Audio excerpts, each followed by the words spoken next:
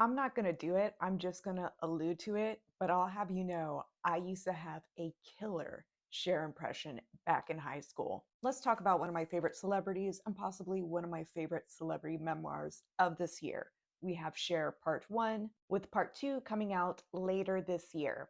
At 400 pages, this actually ends in the late 70s. So I'm expecting Part 2 to be very hefty in weight, but we'll see how that actually turns out. This is all about her early childhood and her musical career, and it does focus a lot on her parents, of course, but also her grandparents to kind of give you an idea of her background and how she ended up in California.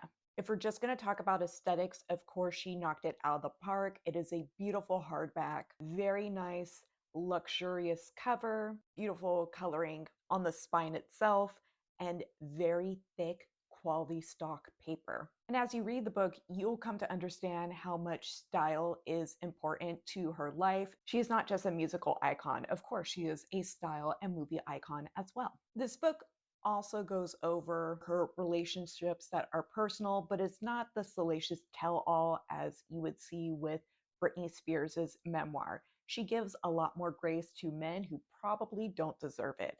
There were times where I was side eyeing how kind she was, but she does come from a different time period, and these are all her close personal friends. Aside from her questionable taste in people and men, the other major takeaway that I have from her memoir is how much she considers herself to be an actress. That might be more along where her passions actually lay. So much so that I feel like this book kind of ends on a cliffhanger, and it seems like part two is going to be more about her successes in her movie career going forward from the year 1978, which is totally cool because we need to talk about it. But I hope that doesn't mean that we're going to skip out on all the amazing songs that came after Sonny and Cher.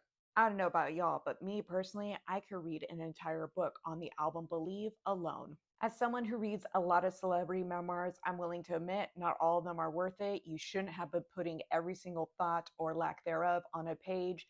And yet, Cher is different. She has the career, she has the cultural impact, and she truly has that icon status in which you know she deserves one, two, maybe three parts when it comes to her memoir. I'm already getting ready to pre order part two, and I'm thinking that this might be the year. If I'm ready to read Cher, I might also be able to read Barbara Streisand's.